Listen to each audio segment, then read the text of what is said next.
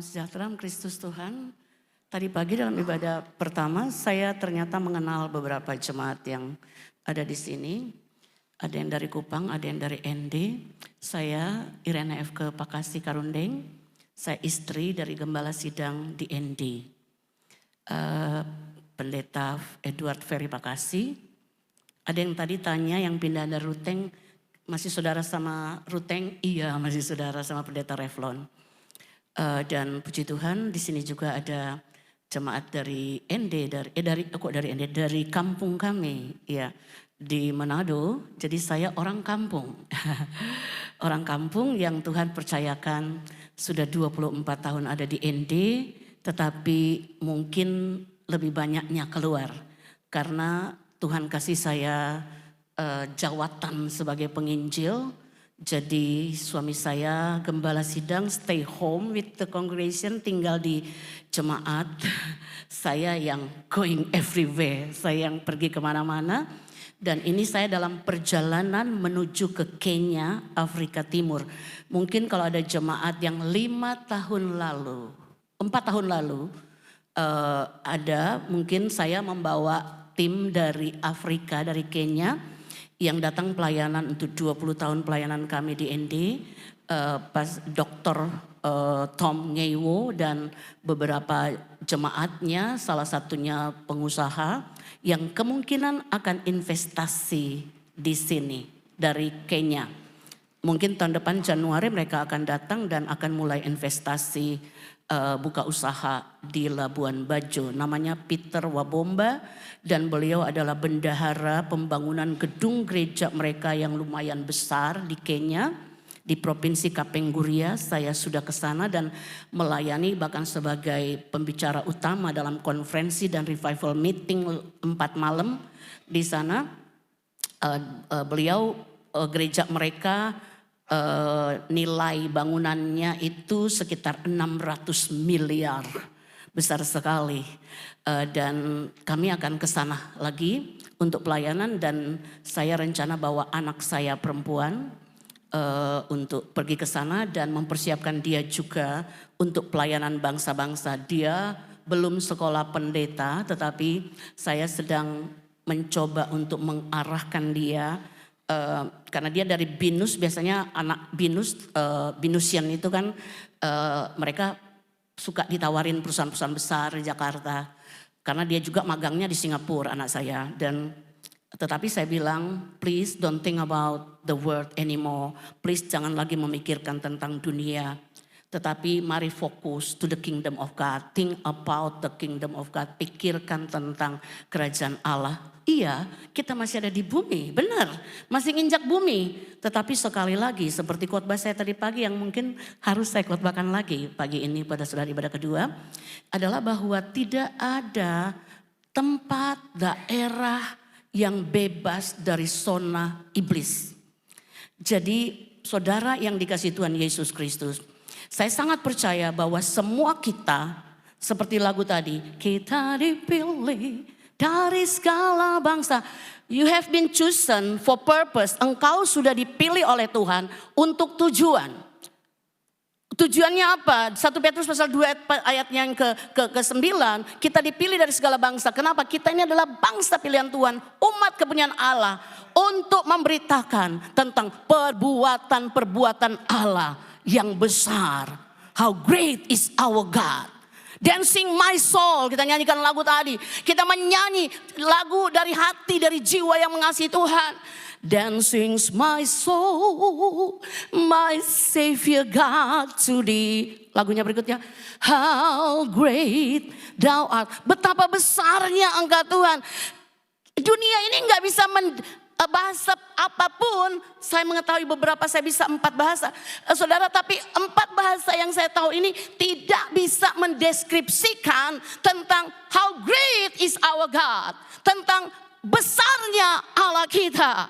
Sebab itu Bapak Ibu Saudara, hidupmu, hidupku sungguh hanya bergantung kepada kebesaran namanya. Mau sebesar apapun namamu, sepopuler apapun engkau, sebesar apapun bisnismu, saya tahu banget bahwa Labuan Bajo ini sedang betul-betul dibesarkan oleh Tuhan melalui Pak Jokowi. Saya dengar nanti ini sudah habis Asian Summit kemarin ya Bapak Ibu. Asian Summit saya lagi di mana waktu itu ya? Saya lagi di bandara juga sih. Dan saya lewat di sini, lewat Labuan Bajo waktu Asian Summit.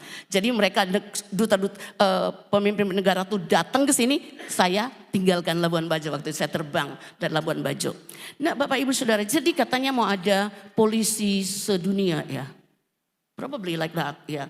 Nanti berikut ada Polwan, polisi wanita sedunia is gonna come here, they're gonna come here. So you have to prepare. You have been chosen. Engkau sudah dipilih untuk mewartakan sebetulnya. Not just doing business here. Tidak hanya sekedar melakukan bisnis di sini. Tetapi there is purpose for you. Ada tujuan buat saudara. Kami jauh-jauh dari ND, Bapak Ibu Saudara. Sekitar 3 minggu yang lalu saya membawa 6 anak muda. Saya dengan suami saya, kami satu mobil sama satu sepeda motor karena anak ini dia nggak bisa di mobil, nanti dia mabuk. Dia travel sick ya, muntah dia kalau di jalan pakai mobil. Dan saudara, saya mau bicara masih tentang pencobaan. Dan kami lebih dahulu mengalami pencobaan. Kami memulai pelayanan penginjilan di jalan-jalan itu kami pun dicobai. Jadi saya mau bicara tentang pencobaan Bapak Ibu Saudara mendahului Anda tampil di tengah dunia ini. Karena kita semua tahu ada rencana Tuhan saat kita menjadi anak Tuhan. Tuhan itu tidak asal comot. No. Ini 8 miliar manusia loh. Kalau jemaat di sini ada 300-400 orang. Kalau sekarang yang hadir mungkin 100-an orang. Allah tuh nggak sembarang comot Anda dari penduduk Labuan Bajo. How many? Berapa populasi di sini Pak? Satu kota Labuan Bajo berapa? Satu kota ada Labuan Bajo aja? You don't know. Oke, kalau di ND, satu kota ND 100.000 orang. Kalau Labuan Bajo mungkin sekitar 60.000, 50.000, 60.000 mungkin maybe. Ya karena ND adalah kabupaten terbesar di Flores ini. Kalau mungkin di sini 50.000 orang, you know what? You have been so chosen. Engkau telah dipilih dari 50.000 orang to be here. Untuk ada di sini, dengerin firman Allah pagi hari ini untuk Anda memberitakan kepada mereka yang ada di luar. Dunia sekarang lagi gelap. Kenapa? Karena memang dunia sedang di bawah pemerintahan iblis. Iblis adalah raja kegelapan. Dia membawa the darkness, dia membawa kegelapan. Apa sih definisinya terang? Definisi terang itu adalah the absence of darkness, ketiadaan daripada kegelapan. Kalau kita yang adalah terang, ini tidak keluar dan membawa terang, maka dunia kemana engkau pergi akan gelap. Engkau akan mudah jatuh dalam pencobaan. Sebab itu mari kita langsung dengarkan firman Tuhan. Dalam Matius pasal 4 ayat 1 sampai 11. Untuk yang ibadah kedua saya memberikan kehormatan untuk saudara tetap duduk aja. Biasa kami ibadah kedua itu jam 6 sore, saya kalau bawa firman Tuhan, saya nggak suruh jemaat untuk berdiri. Tapi ibadah pertama pasti berdiri gitu ya Bapak Ibu. Saudara boleh duduk aja. Haleluya, pencobaan di padang gurun. Matius pasal 4 mulai ayat 1 sampai 11. Kita akan baca bergantian. Saya dahulu, saudara ayat selanjutnya in the name of Jesus. Maka Yesus dibawa oleh roh ke padang gurun untuk dicoba iblis. Stop dulu, skip dulu. Saudara perhatikan ayat 1. Please go back to ayat 1. Yesus dibawa oleh, perhatikan, pencobaan yang dialami Yesus pertama kali, Yesus dibawa oleh roh ke padang gurun. Nanti saudara berikut saudara lihat ada 2 kali Yesus tidak dibawa oleh roh tapi oleh iblis. Next.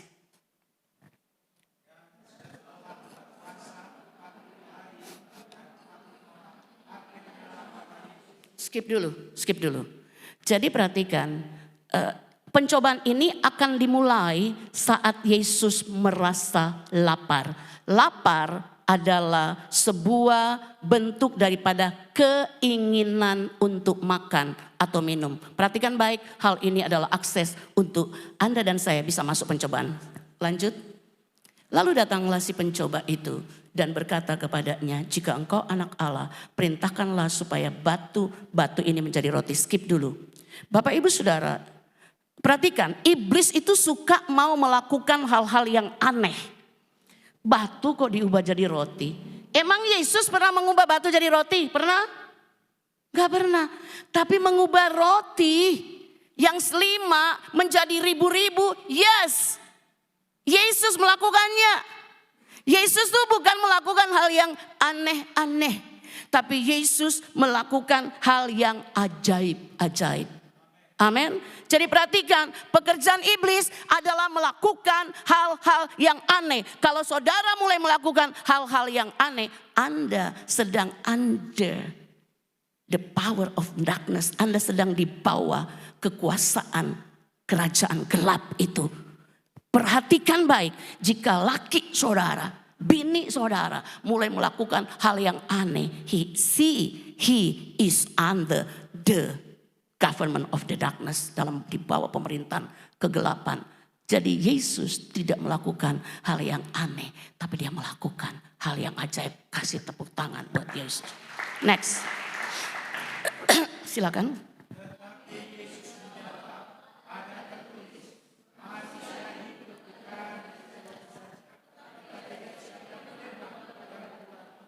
Pencobaan pertama. Pak Gem, saya akan sampaikan sama tetapi dengan cara yang berbeda. Saudara perhatikan, pencobaan pertama yang Yesus hadapi adalah soal roti, soal makanan. Nah, makanan ini menurut Anda yang ibadah tadi pagi jangan jawab. Yang baru ibadah siang jam 10 ini silakan menjawab. Menurut Anda, apakah makanan itu adalah hal yang sangat penting buat saudara? Iya, kita nggak munafik lah. Saya juga nggak munafik. Saya butuh makan, ya. Saya butuh makan. Saya harus makan nasi sekarang ini. I hate rice. Saya jujur nggak suka nasi, ya. I really hate rice. Saya paling nggak suka nasi. Tetapi saya harus makan nasi untuk nggak sakit lambung karena saya minum obat. Obat yang saya minum itu keras banget. Ya kata dokter sih. Ada dokter di sini? Iya. Iya, nanti saya mau tensi ya.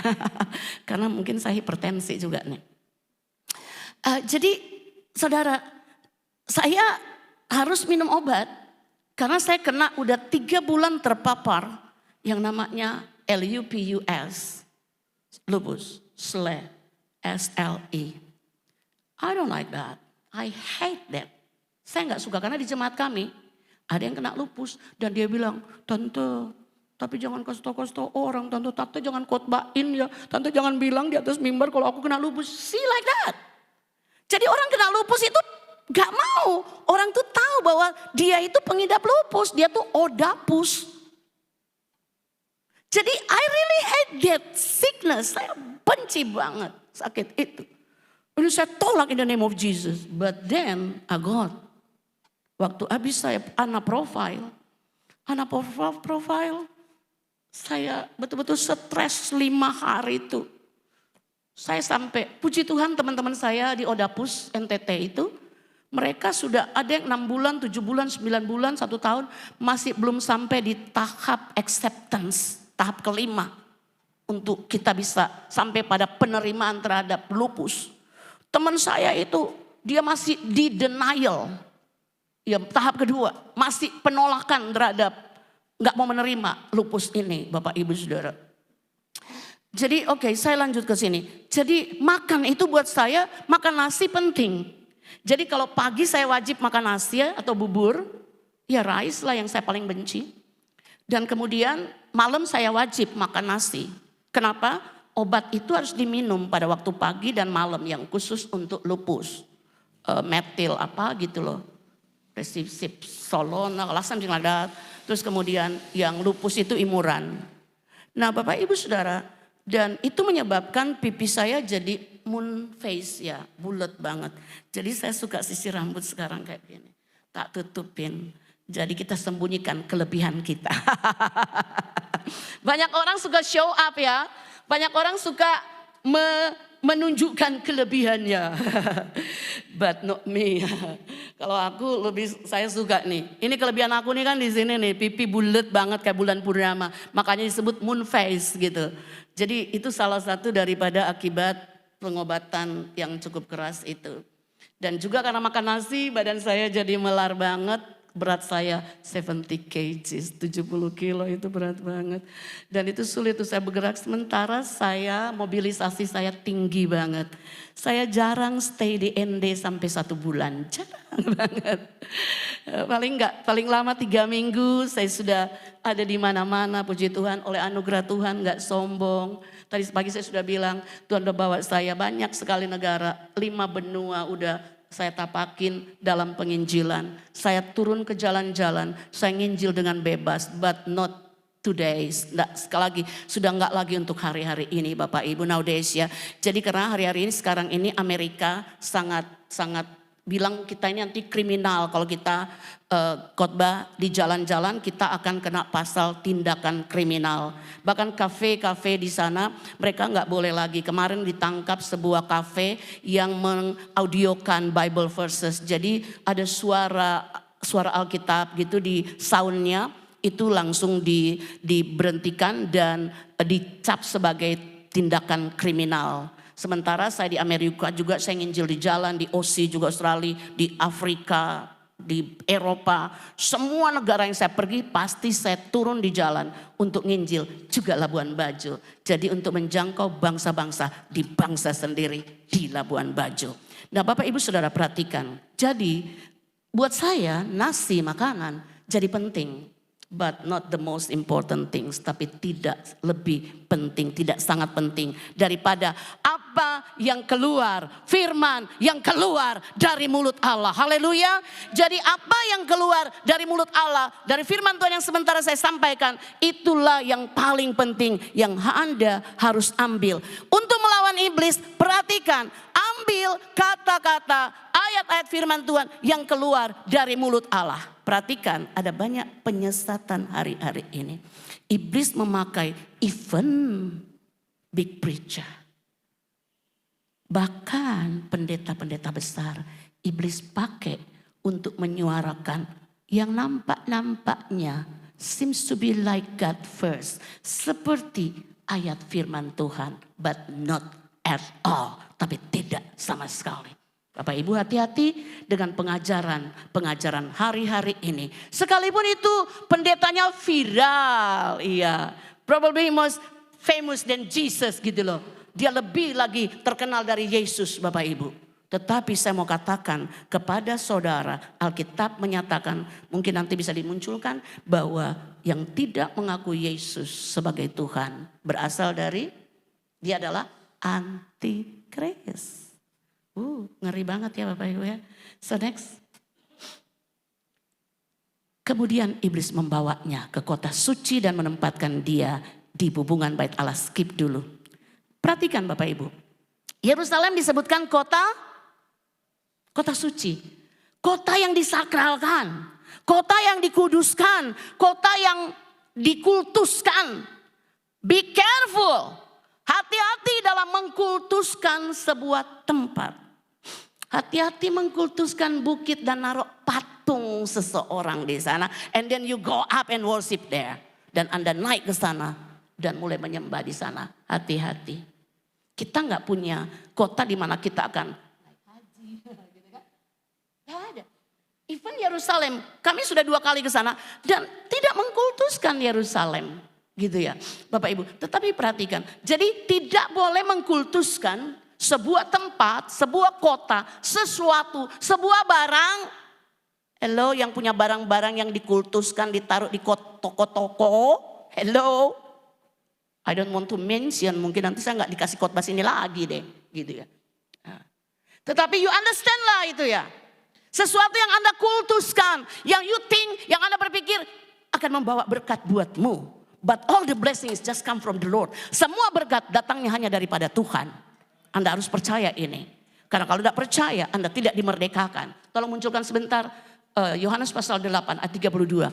Yohanes 8:32. You shall know the truth and the truth will set you free. Engkau harus tahu kebenaran dan kebenaran itu akan memerdekakan kamu.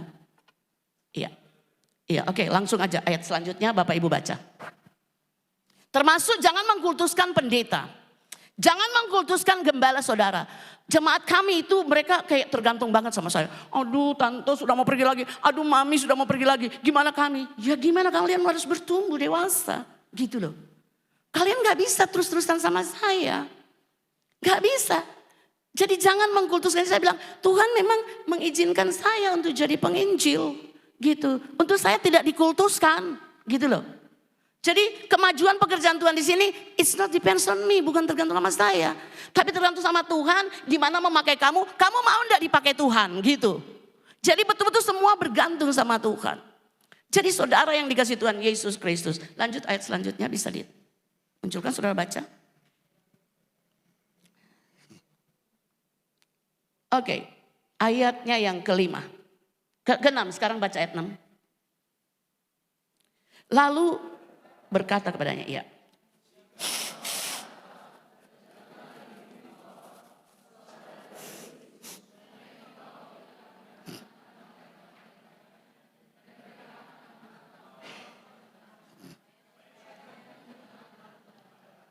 Jadi saudara perhatikan, pencobaan yang pertama, Yesus dicobai soal hal yang menurut saya remeh-temeh. Sesuatu yang gak penting-penting banget. Karena gak ada yang lebih penting daripada firman Tuhan. Saya mau tanya sama Bapak Ibu Saudara. Saudara makan berapa kali sehari? Kok berapa hari sekali? Berapa kali sehari? Berapa kali sehari makannya? 3 ya. Oke, saudara makan firman Tuhan berapa kali sehari? Sekali? Bangun pagi baca Alkitab, 1 pasal, 1 ayat, 5 ayat. That's not fair. Gak adil loh gitu loh sama Tuhan. Kita minta makan 3 kali sehari. Breakfast, lunch, dinner, makan pagi, makan siang, makan malam. And then makan firman Tuhan. You know you have to feed your soul. Anda harus kasih makan jiwamu juga. How you feed your soul? Gimana Anda kasih makan jiwa Anda? Anda harus baca Alkitab tiap hari. Karena Alkitab ini, yang ayat ini, yang Yesus dalam 3 pencobaan. Dia menang dari 3 pencobaan. Kenapa? Dia tidak menggunakan kata Plato, kata doktor ini, profesor ini, teologi ini, ahli teologi ini. Tapi dia menggunakan firman yang keluar dari mulut Allah. So you have to choose the special verse for your struggle. Anda harus pilih ayat khusus buat pergumulan saudara. Untuk melawan, karena biasanya dalam pergumulan ada iblis di situ. Untuk mencobai Anda. Jadi caranya kita menang dari pencobaan. Dari mulai pencobaan untuk hal yang biasa-biasa soal makanan. Sampai yang kedua, sampai yang ketiga. Bapak Ibu Saudara perhatikan. Yesus menang karena memakai firman Tuhan. Sebagai senjata untuk mengalahkan iblis. Jadi banyak-banyaklah baca firman. Amin. Kalau boleh hafal-hafal ayat-ayat firman. Saya bukan jago-jago amat bahasa Inggris sih. Ya. Tapi saya mesti hafal ayat-ayat Alkitab yang saya selalu khotbahkan di jalan-jalan. Seperti Yohanes 3:16. Ya, for God so loved the world, he sent his only begotten son. Whoever believe in him shall not perish but has everlasting life. Yohanes 14 ayat 6. Jesus says, I am the way, the truth, and the life. No one else can come to the Father except through me. Saya hafal, saya harus hafal. Dalam bahasa Inggrisnya, gitu. Dan kalau saya mau kuatkan orang-orang, greater is he that is in me than is in the world. Roh yang ada dalamku, kayak orang-orang nyerang-nyerang. Kita kan biasa penginjilan di jalan, diserang-serang sama orang agnostik, orang ateis. Ya. Biasa nyerang kita penginjilan di jalan, LGBT nyerang gitu. When you say, ketika kita mulai ngomong tentang LGBT, pasti kita bakal diserang. Bakal penginjil-penginjil jalan bakal diserang soal hal tersebut. Nah kita mesti tahu, kita mesti hafal ayat. Untuk kita gak ada kesempatan baca Alkitab kalau penginjilan di jalan. Gak ada kesempatan. Jadi betul-betul without notes, kita menginjil tanpa catatan. Kita harus hafal ayat-ayatnya. Nah Bapak Ibu Saudara, jadi bukan saya jago-jago amat bahasa Inggris, tapi saya memang belajar, saya mesti hafal banyak ayat in English untuk saya pakai ke bangsa-bangsa. Di Kenya di Afrika, saya nginjil di jalanan, di pasar yang begitu banyak orang. Akhirnya mereka bikin KKR, saya bilang, kamu mesti KKR. Itu tanpa agenda kan gitu Bapak Ibu Saudara. Kenapa? Karena saya menyampaikan firman Tuhan kepada mereka. Saya menyampaikan firman Tuhan ayat-ayat Alkitab kepada mereka. So next, silakan baca. Ada pula tertulis, janganlah engkau mencobai Tuhan Allahmu. Jadi pencobaan yang kedua, Bapak Ibu perhatikan. Yang pertama soal hal yang biasa-biasa dan Yesus menang, dia gunakan ayat firman Tuhan. Dan Anda akan dibawa kepada yang kedua ini. Yang kedua ini tentang mencobai Tuhan. Mungkin Anda berpikir, saya tidak pernah mencobai Tuhan. Saya tidak pernah mencobai Tuhan, tetapi perhatikan di Masa dan Meriba, tolong dimunculkan ayatnya. Di Masa dan Meriba, bangsa Israel bertengkar dengan Musa. Dan itu bertengkar dengan Musa soal apa? Tolong munculkan itu. Tadi di Masa dan Meriba saya sudah kirim ayat-ayatnya. Karena kalau saya lihat catatan saya akan khotbah panjang. Saya bisa khotbahnya panjang sekali. Iya, dinamailah. Keluaran 17 ayat 7. Dinamailah tempat itu Masa dan Meriba oleh karena orang Israel telah bertengkar dan oleh karena mereka telah mencobai Tuhan dengan mengatakan, adakah Tuhan di tengah-tengah kita? There is God in the midst of us. Adakah Tuhan di tengah-tengah kita? Matius 18 ayat 20, di mana 2 atau 3 orang berkumpul karena namaku, Yesus yang bilang, di situ aku ada di tengah-tengah mereka.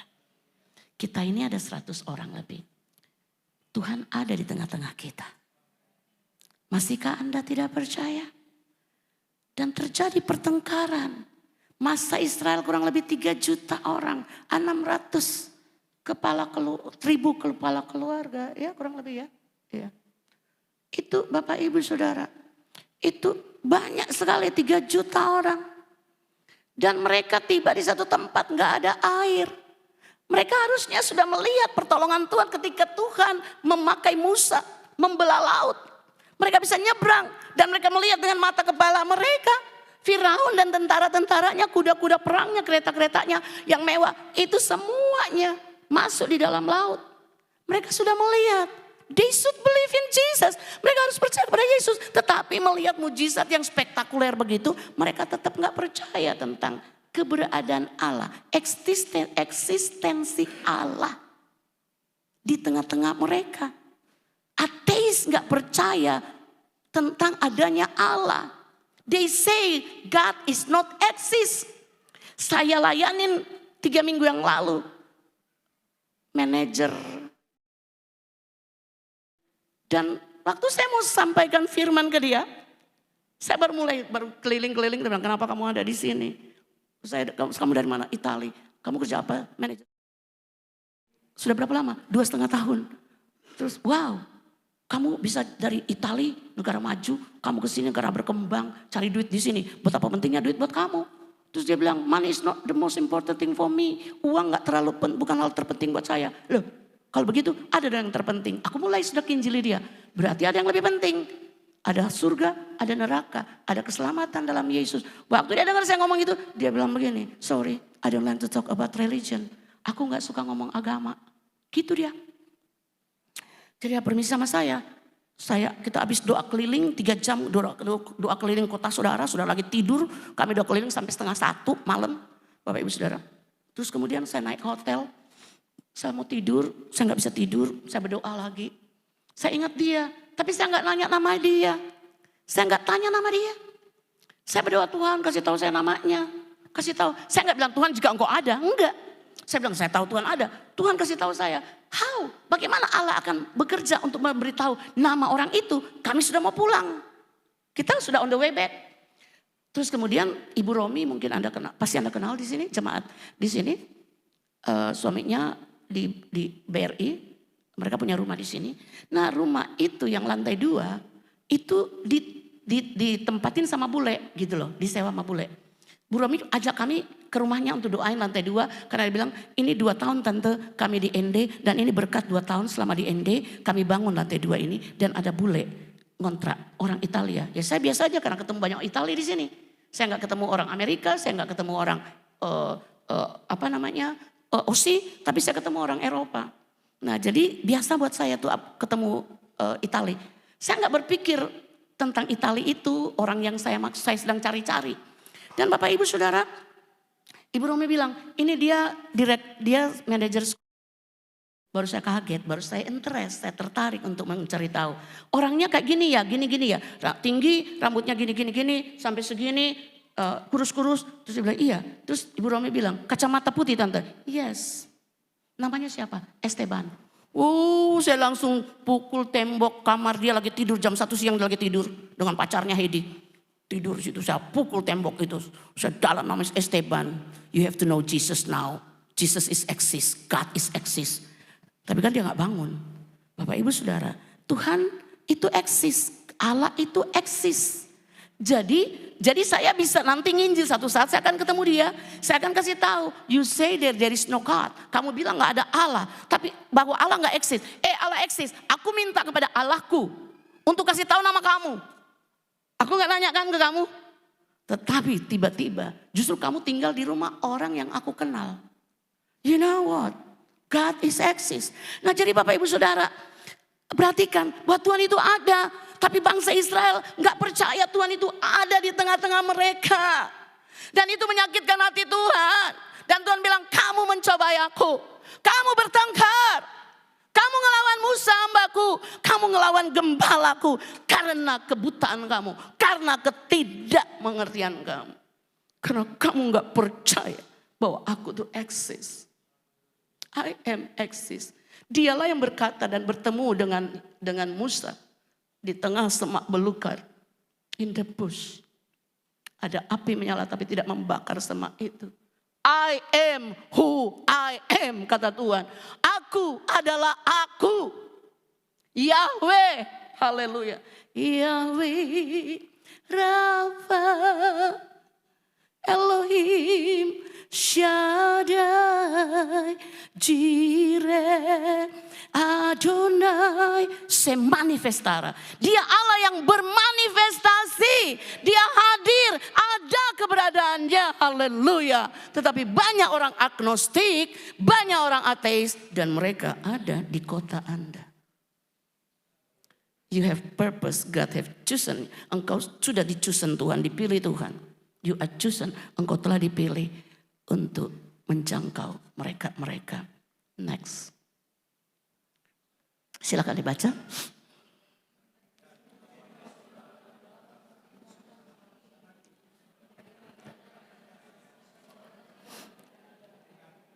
Pencobaan yang ketiga, iblis lagi bawa Yesus. Yesus kan sudah dalam keadaan lemah. 40 hari, 40 malam. No meals, no drinks. Gak ada makanan, gak ada minuman. Full, 40 hari, 40 malam. Saya puasa 3 hari, hari kedua lemes banget. Hari ketiga, no. Biasanya hari ketiga tuh kuat lagi gitu ya. Tapi hari kedua, hari kedua ini paling lemes gitu ya Bapak Ibu Saudara. Makanya di kali kedua pencobaan itu tentang mencobai Tuhan gitu ya Bapak Ibu Saudara. Lemes sekali sebetulnya di situ. Jadi perhatikan Bapak Ibu Saudara, iblis membawa dia ke tempat yang tinggi. Tadi pagi saya sudah bilang, para pelayan altar, semua kita termasuk pastor and wife, saya juga. Ini altar ini adalah tempat yang tinggi. Tempat ini sebetulnya tempat hanya kedudukan Allah. Sebelum Yesus mati, altar ini ketutup. Ini ruang maha suci. Ini ruang maha suci yang ditutup tirai. Dan kalau ada persembahan, ada imam-imam membawa persembahan, maka ada imam 1 orang sekali setahun. Nanti kakinya diikat. Diikat kakinya kalau masuk ke sini. Bawa persembahan buat umat Israel. Kenapa? Mereka nggak tahu dia mati atau hidup. Jadi kalau dia nggak kudus, dia langsung mati di sini di ruang maha suci. Ini tempat yang amat sangat kudus, yang nggak boleh dilihat oleh sembarang orang. Hanya imam satu orang setahun sekali boleh masuk ke sini dengan bayaran harga. Kalau dia nggak kudus, mati. Nanti kalau sudah ditarik-tarik begini, iya, sudah, ya, sudah pokoknya sudah boom gitu, udah ditarik sama petugas orang-orang Lewi akan menarik imam yang sudah mati karena tidak kudus. Bapak Ibu Saudara. Tempat ini adalah tempat yang sangat diincar oleh iblis. You know siapa iblis? Lucifer. Lucifer berada bersama Tuhan di takhtanya. Dia worship leader. Dia pemimpin penyembahan di sorga selama berjuta-juta tahun. Dia sudah get used of it. Dia sudah terbiasa berada di tempat tinggi. Dan kemudian dia tergoda karena malaikat tidak punya free will. Kehendak bebas seperti Anda dan saya. Dia tergoda untuk punya free will. Untuk punya kehendak bebas. Padahal malaikat sekali memberontak, mati kau. Dihukum Tuhan. Dia kepengen, aku pengen. Perhatikan, tadi pagi saya sudah bilang. Bagaimana akses iblis masuk untuk memberikan pencobaan bagi orang-orang percaya. Termasuk buat Yesus melalui keinginan. Rasa ingin sesuatu. Ayat yang kedua tadi di Matius 4, maka laparlah Yesus. Lapar adalah bentuk daripada keinginan untuk makan. Amin. Itu adalah akses untuk iblis mencobai. Ketika Lucifer, si iblis itu ingin, jadi keinginan itu datang dari dia. Ketika dia diusir oleh Tuhan, disepak, ditendang Tuhan dari surga. Dia marah. Makanya di Kejadian 1 ayat 1, bumi itu tohu wohu, gelap, kacau. Karena dia marah. Iblis marah saat itu, dia dilemparkan, dia kacaukan the universe. Alam ciptaan Allah yang bagus, hatinya udah bagus.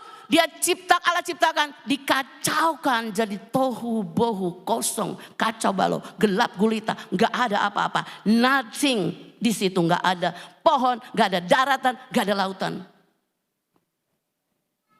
Gimana manusia mau hidup di dunia yang seperti itu? Iblis marah besar. Sekarang ini pun dia sedang marah karena dia tahu his time is running out, waktunya sudah berjalan begitu cepat, mau habis. Dia sangat marah. Di Wahyu katakan, dia akan berjalan keliling. Petrus bilang, dia loku, tahu loku? Tangkap orang-orang yang hidup dalam daging. Berarti kan?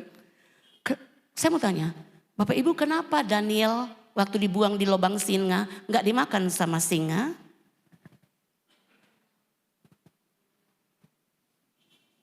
Singa suka apa? Daging. Daniel waktu dibuang ke lubang singa dia hidup dalam roh. Singa gak kenyang makan roh. Lapar lagi, capek lagi aku keliling Labuan Bajo nyari orang-orang.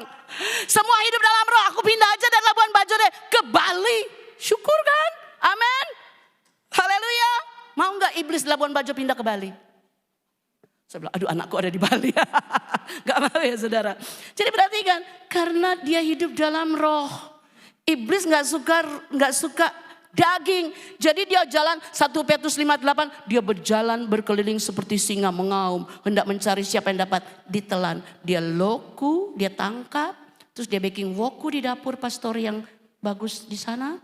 Bapak Ibu Saudara, dia bikin woku, rica-rica Manado.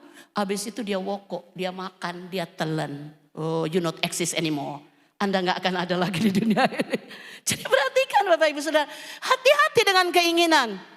Jadi iblis membawa pula ke gunung yang sangat tinggi. Memperlihatkan kepadanya semua kerajaan dunia dengan kemegahannya.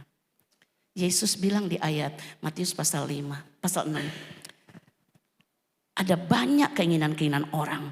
Keinginan untuk ini, untuk ini, untuk ini, untuk ini. Tetapi the most of it, pasal 6 ayat 33. Carilah dahulu kerajaan Allah dan kebenarannya. Maka sekalian itu akan ditambahkan. Ditambahkan Pak, Bu. Jadi yang malas kerja, jangan bermimpi jadi Kristen langsung kaya. No way. Gak bisa. Nanti ditambahkan, yang ada sedikit itu ditambahkan. Makanya tadi aku bilang, Yesus itu melakukan mujizat, hal-hal yang ajaib.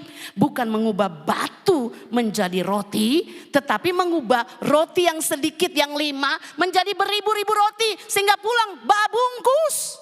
Haleluya. Ada orang Manado suka babungkus, orang Manggarai suka babungkus. Saya punya video TikTok viral. Saya lagi transit di Bandara Komodo, and then saya makan di apa sih tempat itu tuh private itu, kita makan di situ. Ya, pokoknya yang private restaurant, yang private itu apa sih? Saya lupa, nggak penting sih. Jadi terus saya lihat bule-bule banyak makan di situ kan. Saya juga makan, saya pesan juga mahal-mahal sih, tapi udahlah. Ya, saya pesan, saya makan gitu. Sambil makan kan nggak kelar sudah Pak udah di calling. Jadi tak bungkus kan. Saya bilang, sudahlah, aku bikin TikTok tentang babungkus. Gitu. Karena ada ayatnya, nggak boleh babungkus. Kecuali tuan rumah suruh babungkus. Haleluya. Nah Bapak Ibu Saudara, akhirnya TikTok itu jadi pembicaraan seluruh dunia. Jadi dibahas sama mahasiswa sedunia tentang hal tersebut. Saya bilang, get viral, puji Tuhan. Oke, nah jadi Bapak Ibu Saudara perhatikan. Yesus bilang yang paling penting adalah cari dahulu kerajaan Allah. Yang lain akan ditambahkan kepadamu.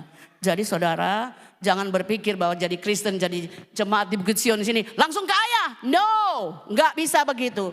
Anda kerja dong, mau kaya kerja dong. Amin, amin. Halo, Sarah Ora, I love you. Mwah. Saya baru ketemu dia tuh dia.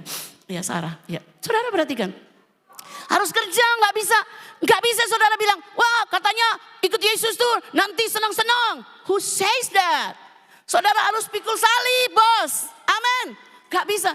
Hadapin pencobaan. Karena gini, coba Roma pasal 8. Tadi. Coba lihat Roma pasal 8. Saya jangan lupa ini. Ya, nanti saya sudah gak lihat catatan sama sekali. Ya Roma pasal 8 ayat 19.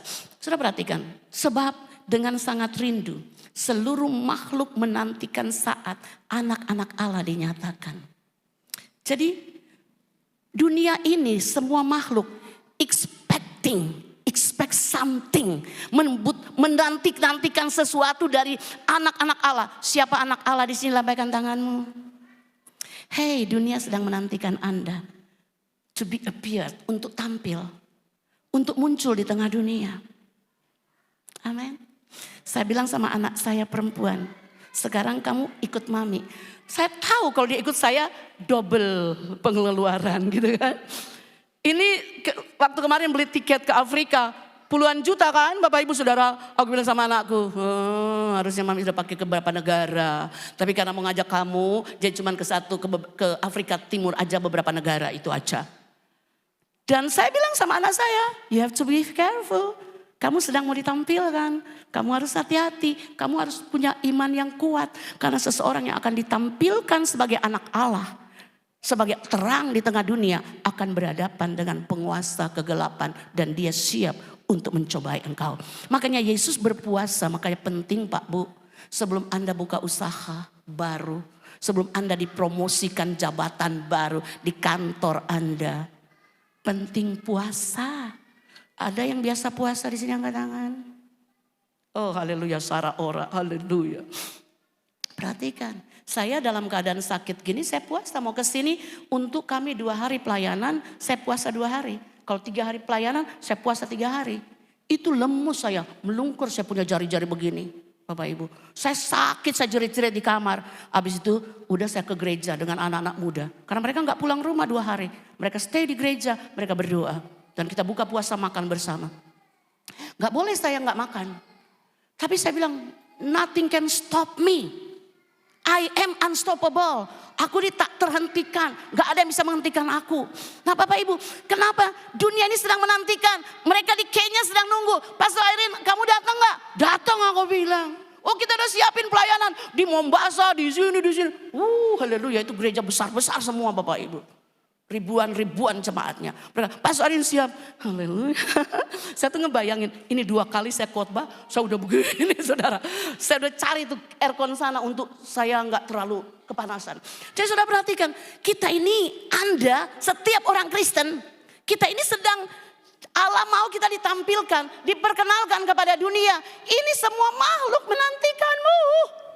Entah engkau pengusaha, pejabat, engkau hamba Tuhan, orang biasa, tukang ojek, guide, whatever you are.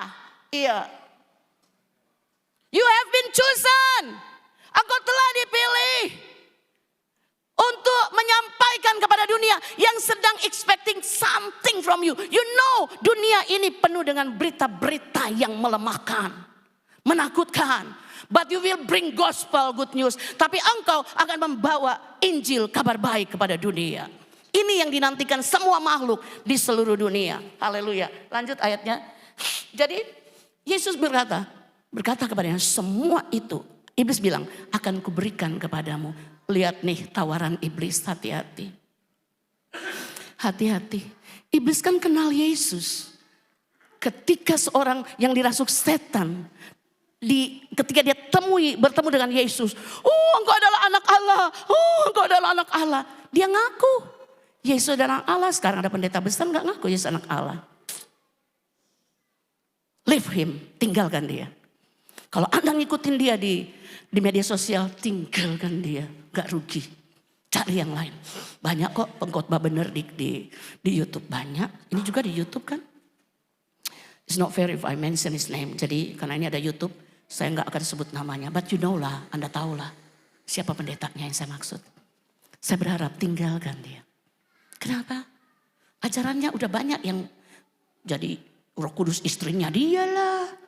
Bagaimana bisa kita nih bakal menjadi istri, mempelai. Masa dia jadi suami? Gitu kan? Aneh kan? Yesus lebih besar, Bapa lebih besar dari Yesus. Hey, sama, aku dan Bapa adalah satu, sama gitu loh. Dia bilang nanti kalau kalian ke surga nanti lihatnya begini. Hai, ajaran dari mana? Orang pinter sih, aku sih gak pinter sepinter dia. Haleluya. Bapak Ibu perhatikan. Makanya kita butuh firman tiap hari. Ambil firman untuk lawan setiap penyesatan. Karena Bapak Ibu sekali lagi, ini keinginan. Nah, saudara perhatikan, tempat tinggi dia bawa ke tempat tinggi. Ya. Tapi Yesus hardik dia. Yesus bilang hanya kepada Tuhan Allahmu kamu harus berbakti. Artinya berbakti itu worship, menyembah. Berbuat bakti, berbakti itu menyembah. Ya, yada, nyembah, bow down, tunduk di hadapan Allah. Bapak Ibu sekarang pendeta-pendeta, kalau di surga saudara di surga saudara melihat 24 tua-tua, orang-orang kudus, orang-orang besar di surga pakai mahkota dan di hadapan anak domba mereka membuang mahkota mereka di hadapan anak domba. Tapi di dunia sekarang pendeta cari mahkota, cari kehormatan, cari popularitas, nggak cari jiwa. Reinhard Bonnke bilang begini, gereja yang tidak menginjil adalah gereja yang terhilang. Bapak Ibu yang dikasihi Tuhan, Labuan Bajo butuh engkau. Kenapa harus kami yang datang ke sini? Kenapa harus ada hamba Tuhan dari Jakarta datang ke sini untuk menjangkau bule-bule? Kenapa bukan Anda? You have chosen. Itu tadi mana worship leader tadi? Mana worship leader? Itu lagu tadi bagus banget. Tadi saya gak sempat mention tadi pagi. Engkau telah dipilih Pak Bu. Saya ini, coba lihat ayatnya. Saya masih ingat ayatnya. Saya ini seperti mereka. Tadi sudah disampaikan Pak Pendeta, Pak Gembala Saudara. 2 Raja-Raja 7 ayat 4. Bapak Ibu tahu ada 4 orang kusta di kerajaan Israel yang sedang dikepung oleh tentara musuh. Dan sedang terjadi kelaparan besar di tengah-tengah bangsa Israel. Dan tidak ada orang yang berani untuk masuk ke kemah musuh yang penuh dengan makanan, pakaian dan kekayaan. Dan tiba-tiba 4 orang kusta yang dikucilkan harus ada di luar kota. Gak boleh ada in the city, in the town, gak boleh ada di kota. Mereka diusilkan dan kemudian apa yang terjadi? 4 orang kusta ini berkata, salah satunya bilang begini, hey baiklah kita masuk ke kota. Padahal dalam kota ada kelaparan, kita akan mati di sana. Dan jika kita tinggal di sini, kita akan mati juga. Jadi sekarang marilah kita menyeberang ke perkemahan tentara Aram. Menyeberang artinya saudara tinggalkan zona nyaman saudara. Nyebrang ke zona penginjilan, zona merah, zona yang sangat tidak enak. Mungkin engkau akan ditolak, tapi mari kita menyeberang. Dia bilang apa begini? Ke perkemahan tentara Aram. Jika mereka membiarkan kita hidup, kita akan hidup. Dan jika mereka mematikan kita, kita akan mati. Di ayat yang lain sebutnya kita akan mati juga. Kita tinggal di sini kita mati juga. Karena mereka kusta pasti mati, meleleh-leleh sampai habis seluruh dagingnya. Dan mereka akan mati. Jadi mau tinggal di sini mati, mau pergi juga nginjil mati. Jadi let's go. Pilih yang itu aja. Hidup kita akan berarti daripada tinggal diam-diam dalam kota. Mati bodoh-bodoh, orang Kupang bilang. Saya gak mau mati bodoh-bodoh. Saya odapus, kena lupus sudah mau jalan 4 bulan. Ya, Juli ini 4 bulan. Agustus masuk 5 bulan, odapus. Bapak Ibu Saudara, saya bakal mati. Dokter bilang you stay home for 6 months. Kamu tinggal di rumah 6 bulan. Gak boleh pendeta, gak boleh khotbah. Gak boleh KKR, aku KKR lama sekali. Tanya, ini ada orang kampung saya. Berapa jam saya berdiri di mimbar di kampung saya. Bapak Ibu Saudara. Dan saya deny, saya nyangkalin. Saya ini gak bisa ngapa-ngapain. Dokter bilang you stay bed rest. Istirahat tidur. But saya bilang dokter, kalau saya istirahat tidur saya akan mati juga. Jadi lebih baik saya jadi berguna. I want to make my life meaningful. Aku pengen membuat hidupku berarti. Haleluya. Kalau saya tinggal, tetap nasihat dokter, tetap mati kok dokter. Jadi kenapa saya harus stay home? Saya bermimpi untuk masih kembali lagi keliling 5 benua. Dan dalam 1 bulan, saya keliling 2 benua. Afrika dan Australia. Bapak Ibu, kalau ada kita pegang bahwa kita ini adalah orang yang telah dipilih dari segala bangsa. Saya mau. Oke, saya pendeta. Oke, saya penginjil. Oke, Anda pengusaha. Oke, Anda pegawai. But you have chosen. Engkau telah dipilih. Dan tetap mau atau tidak mau, engkau harus ikut apa yang Tuhan mau. Yang terakhir Bapak Ibu Saudara. Penyembahan, saya cepat aja sambil pemain musik bisa datang ke atas mimbar. Sudah perhatikan.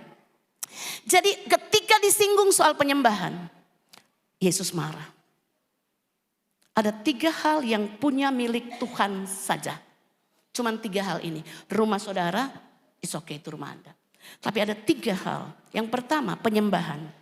Yang kedua penghakiman adalah milik Tuhan. Yang ketiga perpuluhan. Saya tidak akan bicara soal 2 itu. Tapi saya bicara sedikit tentang penyembahan.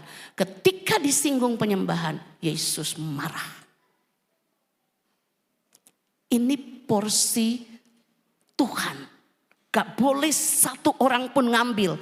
Tentang penyembahan, tentang pujian.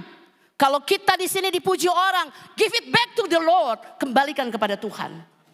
Kalau saudara merasa diberkati dan berkata, Ibu Pendeta terima kasih saya diberkati. Give it back to God. Kembalikan ke Allah. Itu bukan saya punya. Kalau gembala saudara berkhotbah dan saudara diberkati, give it back to the Lord. Bapak Ibu saya mau bilang, semua pujian, semua kemuliaan, semua hormat, semua penyembahan milik Tuhan. Satu-satunya dia punya itu Bapak Ibu Saudara. Sebab itu dia marah, dia hardik. Iblis, get out of here. Pergi kamu, hanya kamu dari hadapanku. Karena apa? Penyembahan itu gak boleh disentuh oleh siapapun, iblis dan manusia. Karena disitulah kehadiran Allah bermanifestasi untuk menyatakan kemuliaannya dalam hidup saudara. Apa yang saudara doakan hari ini ketika Anda masuk dalam penyembahan, dia sedang menyiapkan jawabannya di situ. In the hidden place, hiding place, tempat tersembunyi. Penyembahan adalah tempat tersembunyi. Allah mau memberkatimu. Kita bangkit berdiri. Nyanyi pujian bagimu. Nyanyi pujian. bagimu. Oh yes Lord. Pujian bagimu. Oh yeah. Tuhan, namamu besar dan layak dipuji.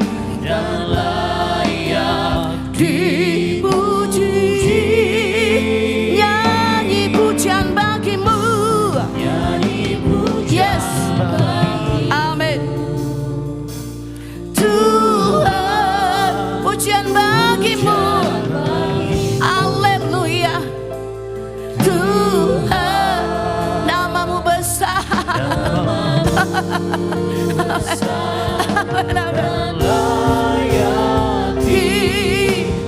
I sing glory to your name. Aku nyanyi kemuliaan bagi namamu. To your name. Sing glory to your name. Yes Lord. Glory to your name. Oh Lord. For your name is great. Is great and worthy to be praised. I sing glory. Nyanyi kemuliaan bagi Tuhan. Yes. Oh Lord, glory to your name. Oh Lord, Jesus. For your name is great and worthy to be praised. For your name is great and worthy to be praised. I don't know what the situation you face right now. Aku nggak tahu situasi saudara hari ini. Tapi jika Anda ada beban-beban, saya tidak altar call dengan hanya 1 menit. Saya mendoakan saudara sebelum saya turun. Saudara angkat tangan saudara, beban-beban mungkin itu pencobaan. Hal-hal yang berat yang saudara sedang pikul. Hal-hal yang kau bingung. Engkau gak tahu mau ngapain. Kau gak tahu mau bikin apa. Ada oke, mungkin Tuhan mengangkatmu. Oke, Tuhan memberkati kamu. Tetapi ada hal-hal yang sepertinya mau membuat saudara lemah. Perhatikan, Anda sedang ada dalam incaran kuasa gelap. Untuk dibawa ke 3 tempat ini. Untuk dicobai. Perhatikan, Anda butuh firman Tuhan. Saya mau katakan, nanti saudara pulang, saudara berdoa minta ayat daripada Tuhan. Entah ayat apa yang sesuai dengan pergumulan Anda. Untuk Anda deklarasikan dalam doa Anda di rumah. Tapi pagi ini angkat tangan saudara. Sambil single tetap nyanyikan lagi. I sing praises di dalam nama Tuhan Yesus Kristus. Semua umat-umat Tuhan yang sedang mengangkat tangan mereka dengan berbagai pergumulan mereka. Ada hal-hal yang membuat mereka tidak mampu. Mereka tidak tahu harus berbuat apa. Ada tertekan, ada keadaan-keadaan yang melelahkan. Ada keadaan-keadaan yang mengganggu mereka. Tuhan, mereka sedang diincar oleh kuasa gelap dicobai. Kami berkata di dalam nama Yesus Kristus, Tuhan kasih mereka firman-Mu untuk melawan iblis. Karena iblis hanya bisa ditaklukkan dengan senjata peperangan, yaitu pedang roh, firman Allah yang diurapi di dalam nama Tuhan Yesus Kristus. Kami katakan, jadilah pemenang, jadilah pemenang, jadilah pemenang atas setiap pencobaan-pencobaan yang terjadi dalam hidup saudara. In the name of Jesus, Allah sedang akan melakukan hal-hal yang besar dalam kehidupan saudara, hal-hal yang ajaib. For your